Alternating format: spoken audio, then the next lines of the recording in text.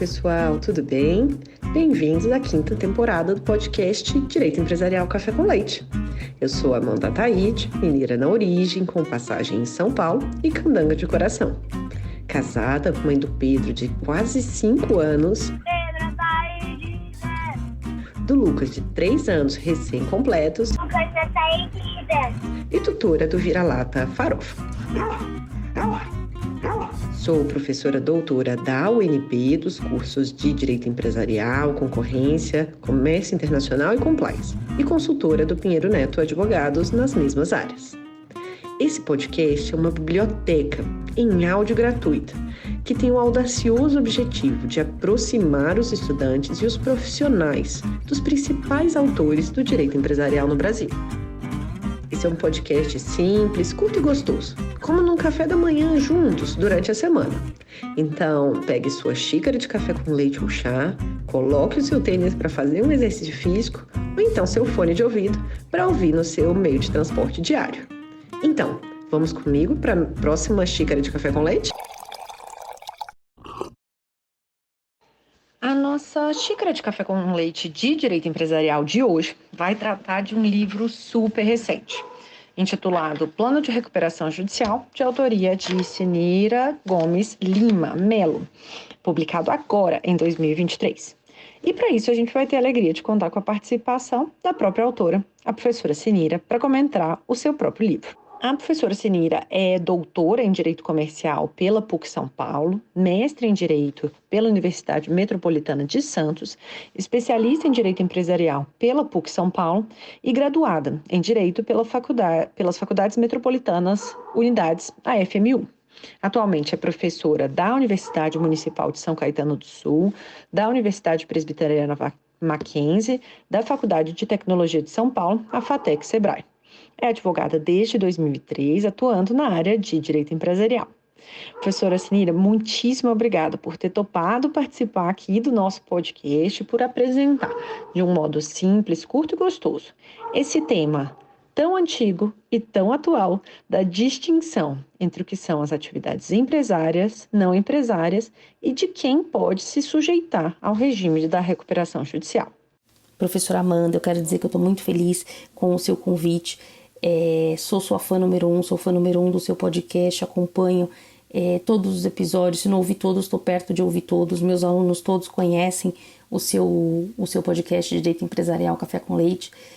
Acho que a sua iniciativa é fundamental para que os nossos alunos comecem a entender o direito empresarial, como você sempre fala, né? De um jeito descomplicado, de um jeito curto e gostoso, para a gente tentar trazer esses estudantes para o mundo do direito empresarial, que é um mundo que às vezes para eles é tão distante, e com essa iniciativa, essa é uma iniciativa que aproxima de fato os alunos do direito empresarial. Então eu te agradeço pelo convite, te agradeço pelo trabalho que você realiza e estou à disposição para a gente conversar de um tema também muito importante, que é o tema das atividades empresárias e não empresárias e o regime da recuperação judicial.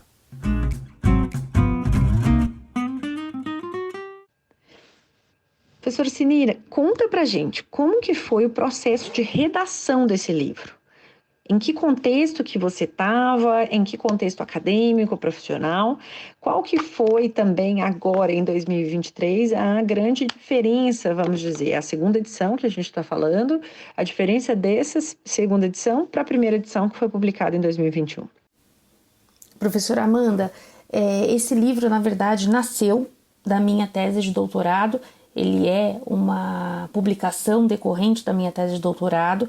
Eu trabalho com falência e recuperação de empresas desde que eu me entendo por gente, porque meu pai tinha um escritório nessa área de recuperação de créditos, então eu comecei a trabalhar com ele muito nova e sempre estudei esse tema e tive a honra e o privilégio de fazer doutorado na PUC São Paulo com a orientação do professor Manuel de Queiroz Pereira Calças e resolvi tratar do plano de recuperação judicial numa época em que esse assunto estava começando a ser discutido com profundidade e resolvi tratar com a orientação maravilhosa do professor Calças sobre esse tema. Então esse livro é fruto da minha tese de doutorado.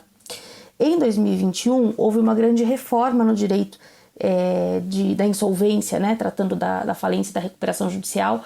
Houve uma reforma importante na Lei 11.101, então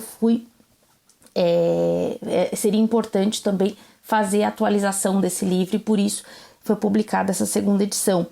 Nesse livro também eu tive a grande oportunidade, o grande privilégio de ter o prefácio do professor Manuel Justino Bezerra Filho, que é professor do Mackenzie junto comigo, né? Eu, na verdade, trabalho com ele lá no Mackenzie, e é uma pessoa maravilhosa que participou da minha banca de defesa da tese de doutorado lá na PUC e também me presenteou com o prefácio desse livro. Então esse livro é uma obra muito especial para mim, porque representa uma fase muito importante da nossa vida acadêmica, né? A gente sabe que fazer o doutorado não é fácil para ninguém, mas eu tive muita sorte de contar com a ajuda, com o apoio de pessoas maravilhosas como o professor Calças e o professor Justino.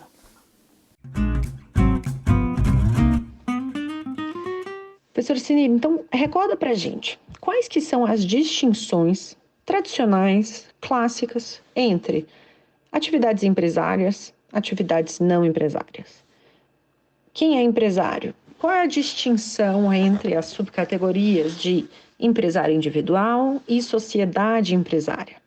Qual que é a distinção entre não ser empresário e, portanto, se organizar na forma de uma sociedade simples? Conta pra gente essas distinções conceituais. Professora Amanda, aí a gente chegou no cerne do nosso direito empresarial, não é? A gente sabe que a nossa disciplina não é uma disciplina tão amada pelos nossos estudantes, né? Justamente porque ela traz esses muitos conceitos que você mencionou na sua pergunta, e todos eles se entrelaçam e fica aquela confusão, né? Então os alunos do curso de graduação não são lá fãs número 1 do direito empresarial ou do direito comercial. A gente tem que partir do artigo 966 do Código Civil, né? O artigo 966 do Código Civil propõe o conceito de empresário, e ele diz que empresário é aquele que exerce profissionalmente uma atividade econômica organizada para a produção ou circulação de bens ou de serviços. Então, a gente parte daquela ideia de que eu tenho uma pessoa que pretende ganhar dinheiro exercendo determinada atividade. E aí, por conta disso, ele se organiza de uma forma empresarial, conjugando os fatores de produção, e a partir daí insumos, tecnologias, né, trabalho, mão de obra, e a partir daí ele consegue um retorno financeiro que, deduzindo os custos que ele teve com a produção, ele chegaria num denominador chamado lucro, que é o seu grande objetivo. Isso é uma atividade empresarial, né? Esse é o conceito base da atividade empresarial. Então, aquele que exerce atividade empresarial quer ganhar dinheiro, quer obter lucro, quer que no final daquele ano, daquele mês, sobre um determinado valor que vai ser o retorno do seu investimento. Então, essa é a atividade empresarial. A atividade empresarial, ela pode ser exercida por uma pessoa física que resolve trabalhar sozinho e resolve ganhar o seu dinheiro sozinho, e aí a gente chama de empresário individual. Essa pessoa física, por uma imposição legal, é obrigada a ter um registro no Cadastro Nacional de Pessoas Jurídicas, que é o CNPJ, para que se faça um controle fiscal da sua renda. E por conta disso, ele é muito confundido com a pessoa jurídica, né? Se fala muito que o empresário individual é pessoa jurídica. Na verdade, ele é uma pessoa física, ele tem um patrimônio só, que é usado tanto no exercício da sua atividade empresarial, como no exercício da sua vida civil. E aí, apesar disso, ele tem um CNPJ para fins fiscais, mas ele continua sendo uma pessoa física. Essa é a forma mais arriscada de se exercer a atividade empresarial, porque como ele tem um patrimônio só, se eventualmente aquela atividade não der certo, ele pode arriscar o seu patrimônio. Então, o grande empresário individual que a gente vê, que representa o número absolutamente grande de pessoas que exercem atividade empresarial sob essa forma, são os chamados MEIs, que são os microempreendedores individuais.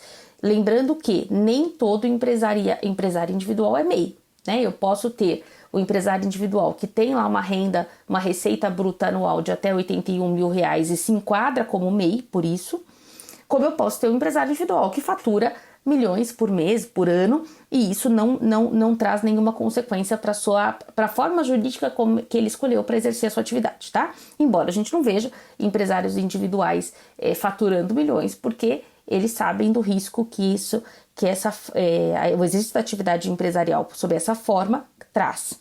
Então, normalmente a gente vê o empresário individual MEI, mas ele não se restringe ao MEI. Esse é o empresário individual, pessoa física. E a gente tem a sociedade empresária, que é uma pessoa jurídica que exerce uma atividade empresarial e pode ser constituída sob diversas formas. E aí o Código Civil vai trazer as formas possíveis: sociedade de nome coletivo, sociedade em comandita simples, sociedade limitada, sociedade anônima e sociedade em comandita por ações. Hoje a gente não vê esses tipos menores, né?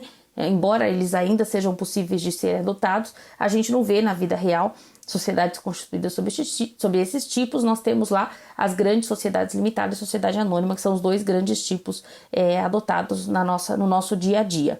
Lembrando-se que, recentemente, há uns anos atrás, foi trazida a possibilidade da sociedade limitada se constituir por um sócio só. Então, a gente tem a sociedade empresária limitada unipessoal. Nesse caso, aquele que é empresário individual pode escolher um regime jurídico um pouco mais seguro, constituindo a sociedade empresária limitada unipessoal.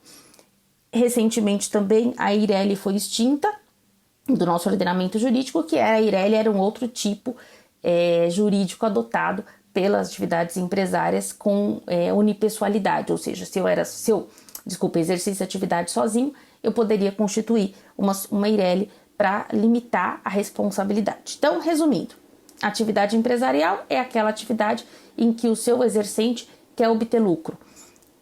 Se ele quiser trabalhar sozinho, empresário individual. Se ele quiser trabalhar sozinho com um pouco mais de segurança, com limitação de patrimônio, com autonomia patrimonial, ele pode constituir a sociedade limitada unipessoal. Se ele quiser exercer atividade coletivamente, ele precisa constituir uma sociedade empresária, que é aquela nossa famosa sociedade registrada na junta comercial. E aí ele vai adotar um dos tipos societários que eu mencionei aqui com vocês. Então, isso é atividade empresarial. E aí tá fácil. Aí nós vamos para aquele que não exerce atividade empresarial. Aí começa a confusão. Vejam, o 966, parágrafo único, vai dizer que não se considera empresário quem exerce profissionalmente atividade, profissão intelectual de natureza científica, literária ou artística. Muito bem, regra geral, todo aquele que exerce profissão intelectual não é empresário, né? A gente sabe que ele pode ser empresário se a atividade dele constituir um elemento de uma atividade empresarial. É outro ponto polêmico, né? Mas ele não é empresário. Então, se eu estou falando de um advogado ou de uma sociedade de advogados, essa atividade intelectual pode ser exercida tanto individualmente quanto coletivamente. Se eu estou falando de um advogado ou de uma sociedade de advogados, essa atividade intelectual não é considerada empresarial. Se eu estou falando lá de um médico, que exerce a sua profissão clínica, né, exerce a sua profissão de médico atendendo seus pacientes, ele pode tanto exercer individualmente como exercer coletivamente, ele não vai ser empresário, tá? A partir desse conceito de quem não exerce atividade empresarial, daquele que exerce atividade profissional, o artigo 982 do nosso Código Civil vai dizer que a sociedade pode ser constituída, em regra geral, sob a forma de sociedade empresária, para atividade empresarial, e excepcionalmente sob a forma de sociedade simples. Então, a sociedade simples seria, num primeiro momento, a pessoa jurídica constituída por esses profissionais que exercem profissão intelectual. Muito bem, essa é a primeira grande divisão, né? E aí, dentro desse conceito de sociedade simples, também se enquadra a cooperativa por força desse artigo 982. Então, quem exerce atividade empresarial é quem exerce uma atividade econômica organizada, que é a regra geral. Então, exercer a atividade com fim lucrativo, regra geral, é empresarial. Exceção, quem exerce profissão intelectual de natureza científica, literária ou artística, ou as cooperativas por força de lei. Vejam, nesses dois casos nós temos uma característica muito importante. Apesar da gente pensar que a regra geral é que toda atividade com fim lucrativo é empresarial, e que excepcionalmente quem exerce profissão intelectual não é empresário, a gente pensa que sob essas duas formas, empresarial ou não empresarial, a gente tem o que se chama de partilha de resultados. O que é a partilha de resultados? Se eu exerço uma atividade vendendo, né, garrafa de água, o dinheiro que sobrar é meu, ou da sociedade empresária, se for uma pessoa jurídica. Meu, se for empresário individual, da sociedade empresária, se for uma pessoa jurídica. Se eu sou advogada e presto serviços de advocacia junto com a minha família e tenho lá uma sociedade de advogados ou individualmente, eu também quero partilhar resultados, né? Eu não estou exercendo a atividade profissional com fins assistenciais. Não, eu quero ganhar dinheiro, mas eu vou ganhar dinheiro exercendo a minha profissão. Essa é a distinção clássica, né? Entre atividade empresarial e não empresarial. É a distinção que o nosso Código Civil adotou, embora ela seja objeto de uma série de questionamentos, e muitos questionamentos, inclusive, muito pertinentes. Mas essa foi a divisão que o nosso legislador adotou, né? Então, quem exerce profissão intelectual também quer ganhar dinheiro, também quer partilhar resultado. Porém, essa partilha de resultados existe em razão do exercício da atividade profissional e não em razão do exercício da atividade empresarial. Fazendo um paralelo, só para eu poder preparar, porque a gente vai falar daqui a pouquinho, quando a gente chegar lá no assunto da recuperação judicial, existe uma outra questão envolvendo essa questão maior, que é a questão das associações, das fundações, das organizações religiosas e dos partidos políticos, que são pessoas jurídicas que não exercem atividades com fins lucrativos ou não possuem fins lucrativos. Então, essas pessoas jurídicas estão lá no artigo 44 do Código Civil, elas são diferentes das sociedades ou são diferentes daquele que exerce atividade empresarial ou não empresarial, porque elas não partilham resultado.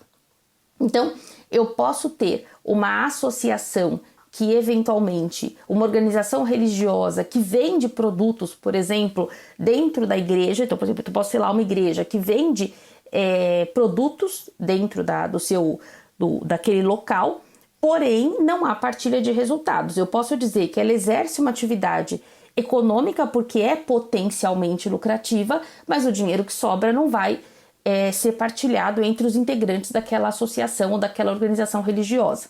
Então essa é a grande diferença, aqui simplificando, obviamente, entre a atividade empresarial, que é aquela em que há partilha de resultados e que é a regra geral, da atividade não empresarial, que é aquela profissional, das pessoas jurídicas que não têm fins lucrativos, que podem até exercer atividade econômica ou exercer atividades potencialmente lucrativas, mas que não partilham resultado.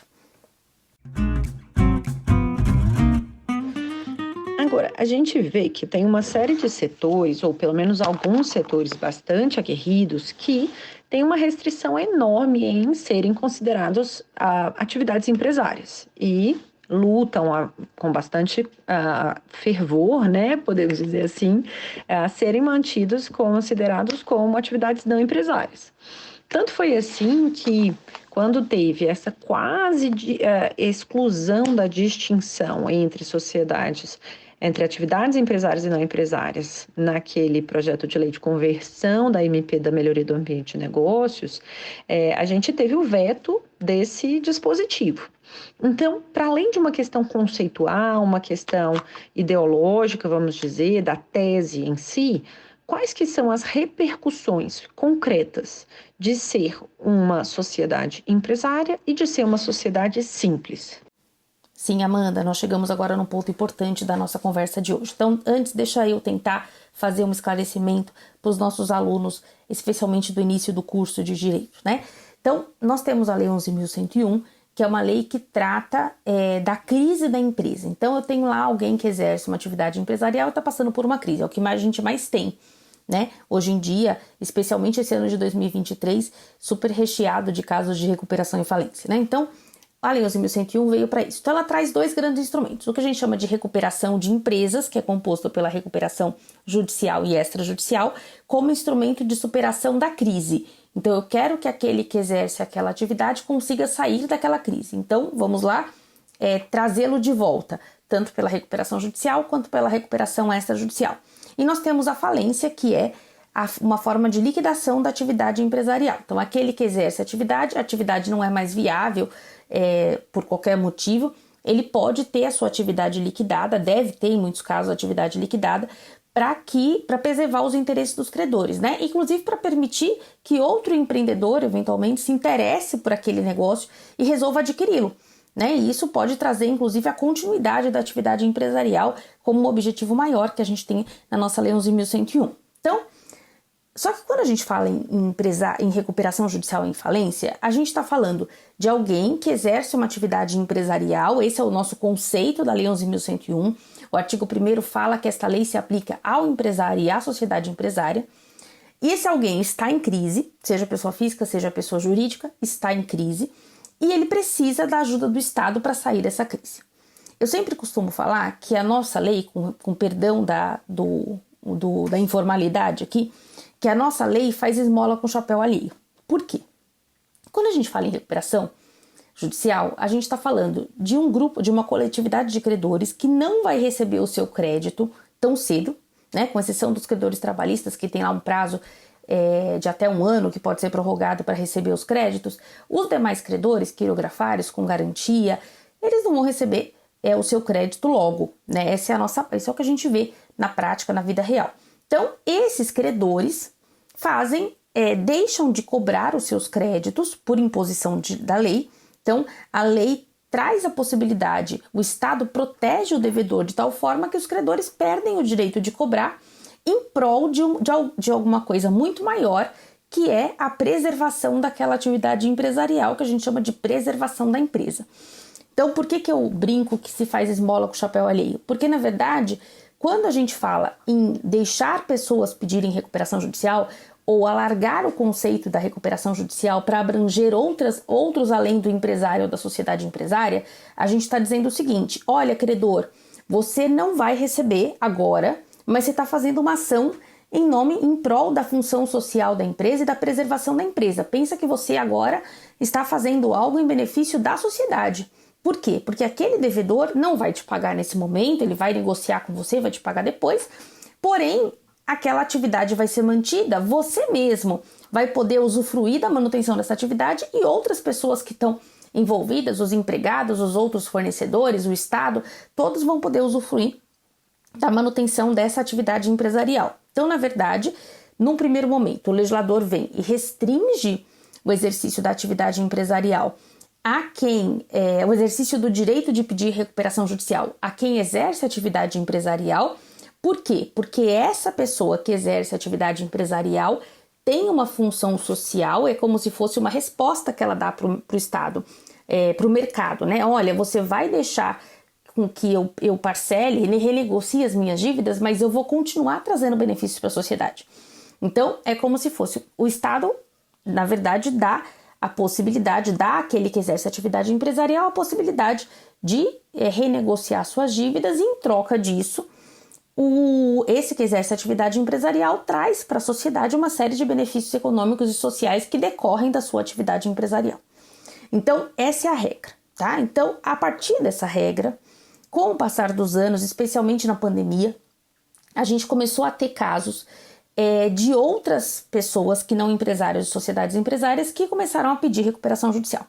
O grande caso, e o primeiro grande caso, foi o caso da Universidade Cândido Mendes, que é um grupo mantenedor e universidade no Rio de Janeiro, que existe há mais de 100 anos, com um número grande de alunos, uma comunidade envolvida ali com aquela atividade educacional. E essa Universidade Cândido Mendes resolveu pedir recuperação judicial durante a pandemia, em razão das consequências da pandemia, inclusive. E esse foi um caso, foi o primeiro grande caso importante, foi o primeiro caso julgado aí depois de muitos anos sobre esse tema. E, nesse caso, foi deferido o processamento da recuperação judicial. Eu gosto de falar bastante, quando eu falo desse caso, do parecer do professor Manuel Justino. O professor Manuel Justino Bezerra Filho, que eu comentei no comecinho da nossa conversa, é um desembargador aposentado, uma das maiores autoridades em direito falimentar e recuperacional no Brasil, não tenho o que falar, né? E ele apresentou, ele foi trazido pela Cândido Mendes um parecer de autoria do professor Manuel Justino, em que ele defende a possibilidade da associação pedir recuperação judicial. E ele faz com um fundamento que assim, do ponto de vista conceitual, perfeito.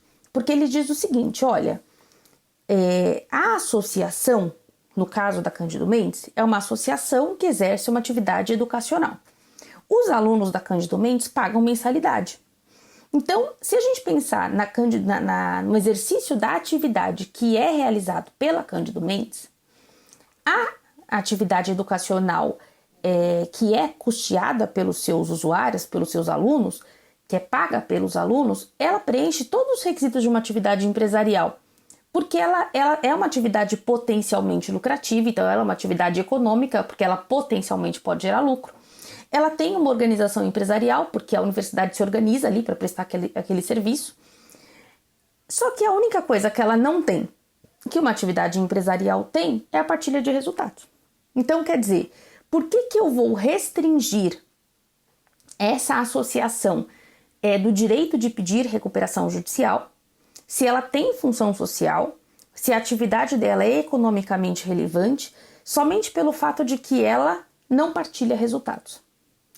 E esse foi o argumento que, inclusive, o argumento que eu entendo aí como um argumento crucial desse ponto, e que, inclusive, está sendo utilizado pelo STJ, pelo Superior Tribunal de Justiça, por os julgamentos que a gente já tem visto de outras associações que também pediram recuperação judicial, como o caso da Metodista e de grandes outras pessoas jurídicas que não exercem atividade empresarial e que pediram recuperação. Então, quer dizer, uma associação, ela pode exercer uma atividade econômica, uma atividade potencialmente lucrativa, mas ela não partilha lucro. Então, ela não poderia ser privada de pedir recuperação, de utilizar desse instrumento, se valer desse instrumento da recuperação judicial, pelo fato de não partilhar lucro.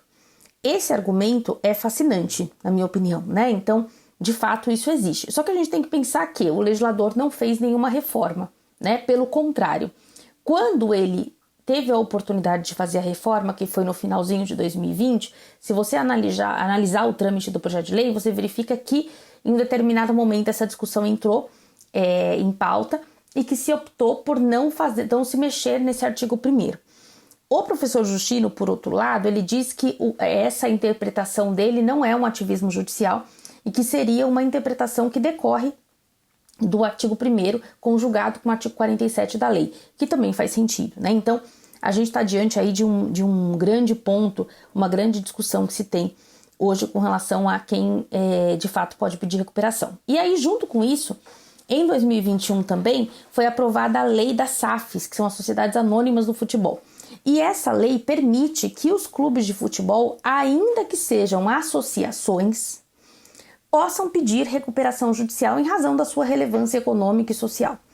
Nesse caso, a alteração foi prevista na legislação, né, na lei. Então, a gente tem agora, na Lei 14.193, que é a Lei da SAF de 2021, a possibilidade expressa dos clubes de futebol pedirem recuperação, ainda que sejam constituídos sob a forma de associação.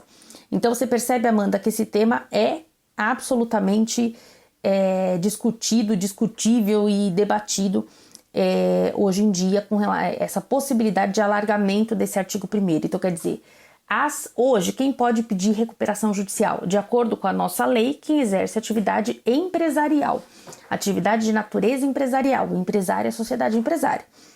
Porém, a tendência que a gente vê, tanto na doutrina quanto na jurisprudência, é de alargar esse conceito para contemplar aqueles que exercem atividades econômicas, né, o famoso agente econômico, ainda que essa atividade não seja empresarial. Então, qualquer um que exerça uma atividade potencialmente lucrativa, ainda que não partilhe lucro, poderia pedir recuperação.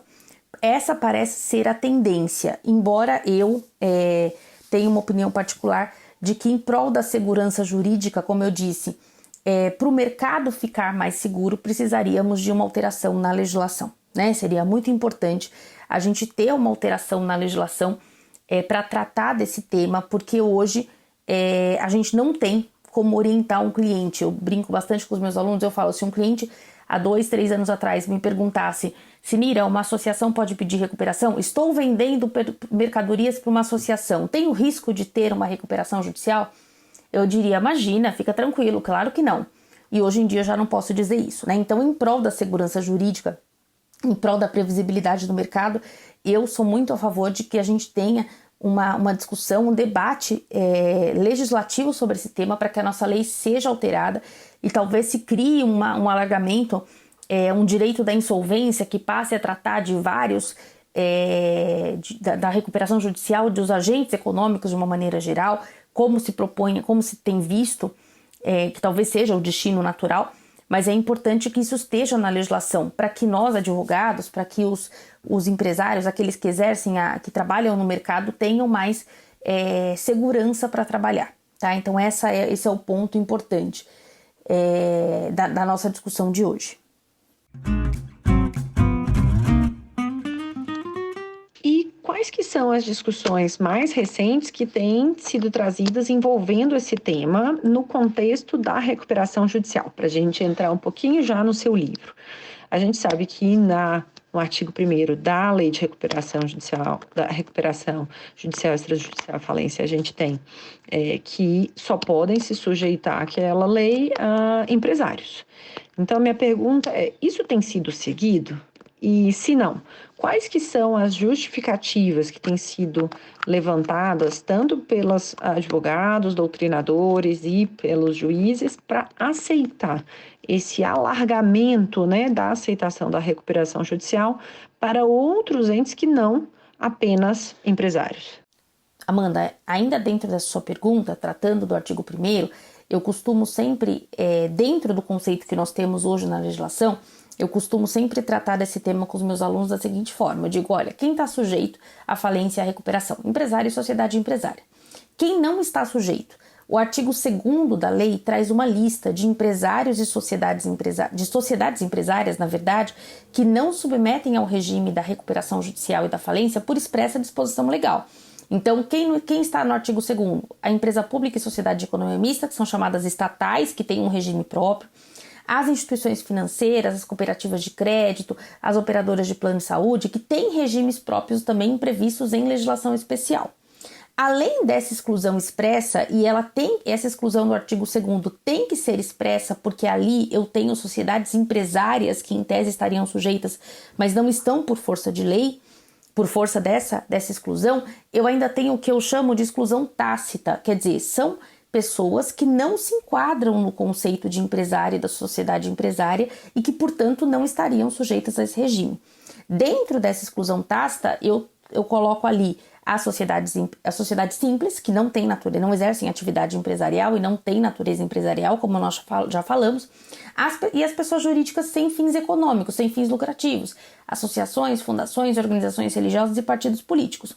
Então, se a gente for analisar o artigo 1º como está posto, a regra seria essa: empresário e sociedade empresária se sujeitam, as sociedades previstas no artigo 2º não se sujeitam porque são sociedades empresárias expressamente excluídas, e dentro desse conceito do artigo 1º, eu excluo todo aquele que não é empresário e não é sociedade empresária, que eu chamo de exclusão tácita, que entraria a sociedade simples e as pessoas jurídicas sem fins lucrativos.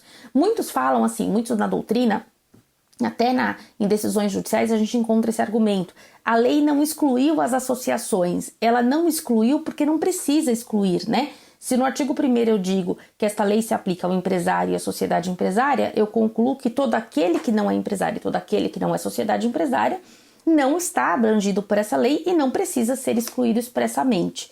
Então esse é o meu entendimento, embora eu acho, como eu já disse, relevantíssimo o argumento trazido pelo professor Justino, pelo Superior Tribunal de Justiça, pelas decisões que a gente tem encontrado, mas acredito que a gente precisa de uma reforma legislativa para dar um pouco de clareza a tudo isso e um pouco mais de segurança para o mercado.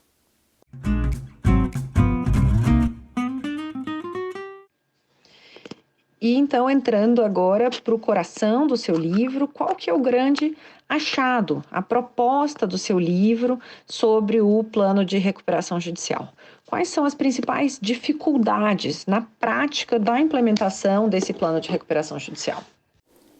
Aí, Amanda, vem o ponto que para mim é o mais fascinante quando se fala em recuperação judicial, né? Que é a natureza negocial da recuperação judicial. Na verdade, quando se fala lá no artigo 47 que a recuperação tem por objetivo a superação da crise, viabilizar a superação da crise econômico e financeira do devedor, o instrumento que se usa para a superação da crise é um grande acordo coletivo, né? O que se quer é celebrar um grande acordo coletivo. E o pontapé inicial para esse acordo coletivo é esse plano de recuperação judicial que é apresentado pelo devedor e amplamente discutido entre ele e os seus credores. Quando a nossa lei entrou em vigor lá em 2005, a gente tinha uma ideia que era a ideia da soberania dos credores, né? Então, se o credor está concordando com a proposta que foi apresentada pelo devedor, se eles chegaram num acordo, por que eu, Poder Judiciário, vou me meter nesse assunto, né? Por que eu, Judiciário, vou querer colocar empecilho em algo que foi decidido?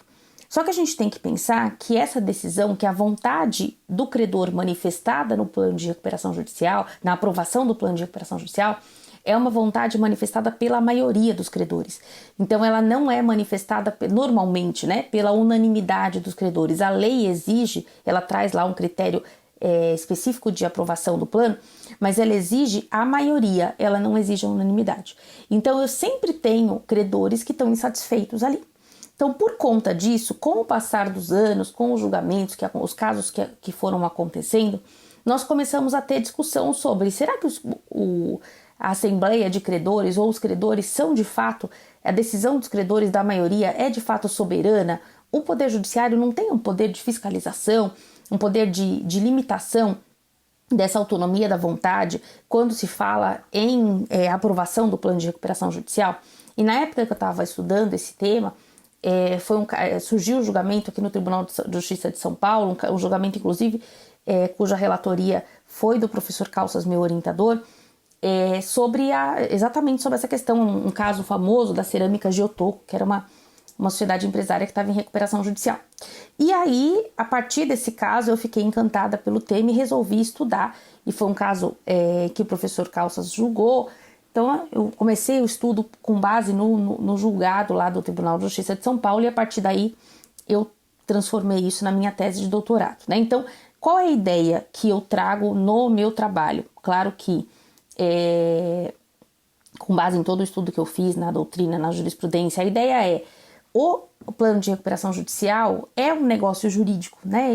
Na verdade, ele é uma proposta que é apresentada pelo devedor e discutida entre esse devedor e os credores, e ele culmina num documento aprovado, que é esse plano aprovado, que na verdade nada mais é do que um contrato, né? Nada mais é do que um negócio jurídico. E que se ele é um contrato, ele precisa eventualmente ter a intervenção do judiciário estabelecendo limites nesse poder de negociação entre o devedor e os credores. Então eu analiso no meu trabalho esse plano de recuperação judicial à luz dos elementos da teoria do negócio jurídico, especialmente a existência, a validade e a eficácia. Então eu vou analisar determinadas cláusulas que podem ser consideradas nulas ou anuláveis ou ineficazes em relação a determinados credores ou determinadas pessoas ou ao garantidor, por exemplo, ou um credor que tem uma garantia real, por exemplo. Então a ideia do livro é estudar esse plano de recuperação judicial, que é esse grande acordo celebrado sob a ótica da teoria geral dos negócios jurídicos, tratando da existência, da validade e da eficácia. Claro que é muito difícil fazer esse estudo na prática, porque a gente esse plano é elaborado pelo devedor e ele é negociado com os credores. Então a gente tem infinitas cláusulas que podem ser inseridas nessa negociação. E não dá para fazer um estudo casuístico, né? De cada cláusula, de cada disposição desse plano. Mas a gente tenta estabelecer dentro do que a gente vê normalmente acontecer no dia a dia, alguns parâmetros para limitar esse poder de negociação. A jurisprudência, esse também é o posicionamento da jurisprudência, né? O Superior Tribunal de Justiça entende que o juiz não pode interferir no conteúdo econômico do plano, mas ele pode fazer um controle de legalidade desse plano. Então essa é a ideia, fazer um controle de legalidade a partir dos elementos de existência, validade e eficácia do plano de recuperação judicial. Então, por exemplo, quando eu falo de uma cláusula do plano de recuperação judicial que estende o prazo para pagamento dos credores trabalhistas, se entende, a jurisprudência vem nesse sentido, de que a norma da nossa lei de recuperação, que estabelece o prazo de 1 ano, que hoje pode ser prorrogado para pagamento dos credores trabalhistas, é uma norma cogente. Então, qualquer cláusula do plano que viole esse prazo seria uma cláusula nula, porque violaria essa norma cogente. Claro que tem muita discussão sobre isso, mas esse parece ser o entendimento majoritário. Quando a gente fala, por exemplo, da possibilidade de substituição ou de extinção de uma garantia real, a nossa lei diz que, ainda que haja uma cláusula no plano de recuperação judicial permitindo a substituição ou a extinção da garantia, de uma garantia real qualquer dada pelo devedor, a eficácia dessa cláusula depende da concordância expressa do credor titular da garantia. Então essa cláusula ela não é nula, ela é válida, ela está ali no plano, só que ela só vai produzir efeitos em relação àquele determinado credor se aquele credor titular da garantia concordar ou com a renúncia ou com a substituição da garantia. Então esses são os aspectos, claro que tem uma infinidade de coisas para que a gente poderia tratar, mas quando eu fiz esse trabalho, as discussões eram essas. E aí, claro que com a reforma da legislação em 2021, houve uma alteração nessa disposição para permitir, na legislação, nessa parte que trata do plano de recuperação, para permitir que agora os credores apresentem um plano de recuperação, que foi um ponto super importante. Por quê? Porque até então o plano de recuperação era prerrogativa do devedor, o devedor apresentava e negociava. Hoje, de uma forma subsidiária, ou seja, se o credor não conseguir aprovar o seu plano, aí nasce para se o devedor não conseguir aprovar o seu plano, nasce para o credor a possibilidade de apresentar um plano.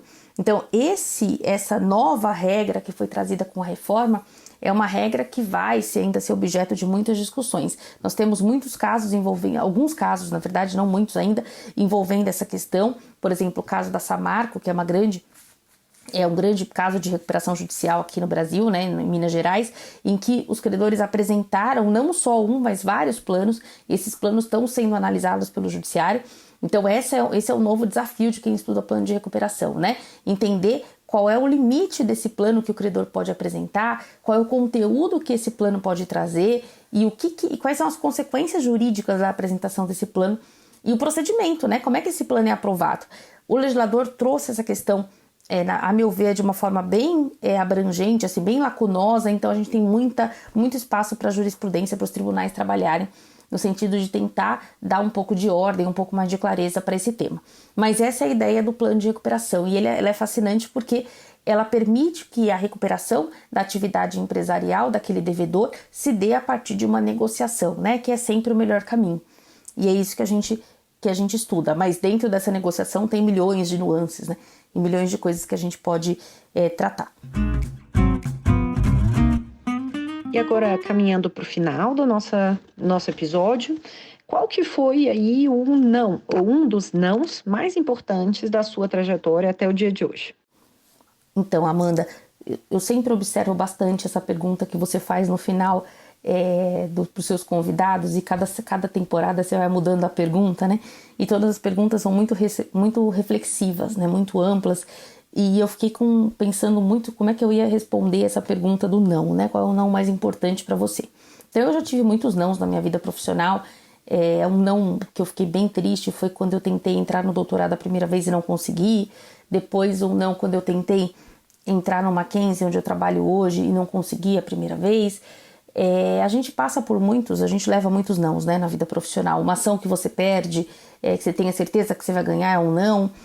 E toda vez que eu levo esse não, ou que eu passo por uma situação dessa, eu tento entender que lição que eu tenho que aprender disso, né? E normalmente na minha vida profissional o que eu percebo esses nãos que eu levei, especialmente do doutorado e o do Mackenzie quando eu tentei entrar e não consegui a primeira vez, eu tirei a seguinte conclusão: olha, eu não estava maduro o suficiente para enfrentar esse desafio naquele momento. Então talvez não fosse o momento ideal para eu fazer o doutorado, tanto é que eu estudei mais 1 ano e tentei no ano seguinte entrei. Não fosse o momento adequado para eu entrar no Mackenzie, tanto que depois eu prestei o próximo processo seletivo e consegui entrar. Então acho que a gente tem que ter humildade nesses momentos para poder colocar a cabeça no lugar e tentar entender o porquê, né? Qual é a lição que você tem que aprender com esse não. Isso é o mais importante. Qual é a lição que eu tenho que aprender com esse não que a vida está me mostrando. E a partir daí, com humildade, né? Porque a gente precisa de humildade para poder entender as nossas limitações também. Muitas vezes aquilo não é para você, aquele não é o seu momento, você precisa amadurecer mais para poder enfrentar esse desafio, ou você precisa repensar, às vezes não é o melhor caminho para você. Então, o que eu digo sempre a gente leva muitos nãos, mas o mais importante é a gente ter maturidade e humildade para entender, para tentar entender, mesmo que a gente não consiga entender na hora, que demore um tempinho, mas tentar entender o porquê desse não, né? Alguma lição você vai tirar daquilo. Então, isso que eu acho que é o resumo do que eu considero importante, né? Cada um recebe esses nãos da sua forma. Eu prefiro tentar buscar a lição que eu tenho para aprender e partir para outra, né? Ou partir para a mesma, continuar, ou mudar o caminho, se for o caso.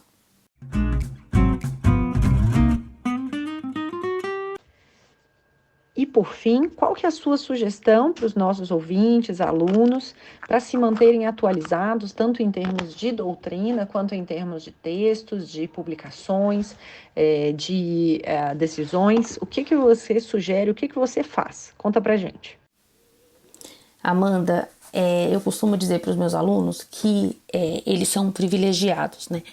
Porque na nossa época, e eu acho que você vai lembrar disso da sua época também de estudante, a gente não tinha internet como a gente tem hoje, né? E a gente não tinha o conteúdo que se tem na internet como se tem hoje. Quando eu pelo menos quando queria pesquisar algum tema importante, eu queria pesquisar jurisprudência, ou a gente tinha aquelas RTs que os escritórios de advocacia costumavam ter, os maiores conseguiam comprar, ou a gente tinha que ir na biblioteca mesmo e ficar lá nas grandes fichas, né? Então a gente tinha aqueles arquivos gigantes com as fichas em papel e a gente procurava lá os temas nas fichas e procurava os livros. Tem um lado positivo e negativo de tudo isso, né? Mas a gente tinha uma dificuldade muito grande de acesso à informação, acesso à doutrina, acesso à jurisprudência, acesso aos temas que estavam sendo debatidos. E hoje com a internet isso é absolutamente de fácil acesso. Claro que a gente tem um outro problema que é o volume de informação, né? Então hoje a gente não consegue acompanhar pelo volume de informação que a gente tem. Mas hoje a gente tem uma facilidade muito grande de acompanhar tudo. Então, como é que quem estuda falência e recuperação tem que estar 100% acompanhando tudo que acontece, né? Porque cada minuto é um flash, como dizem, e cada dia é uma novidade, né? Então só hoje, esse ano em recuperação judicial, de casos de recuperação judicial, a gente já teve, sei lá, dezenas. Então, o que eu faço? Eu olho o site do STJ obrigatoriamente todos os dias, né? Aquelas notícias que são publicadas. Então, eu gosto muito de olhar sites de notícias, né? Notícias jurídicas. Então, a gente tem um monte de bons sites que trazem bom material.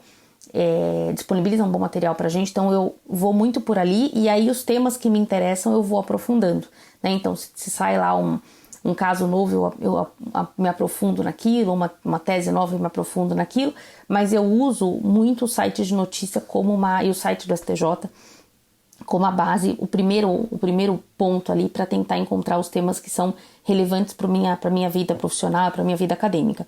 E a partir daí eu vou me aprofundar, né? O que eu acho que a gente não pode, que se perdeu muito e que eu me policio muito para não perder é ler os acórdãos. Eu acho que isso é muito importante na minha área, em que se discute muito, se decide muito, né? Nos tribunais sobre os temas. Eu acho que é muito importante ler o inteiro teor dos acórdãos, porque nisso você aprende muito.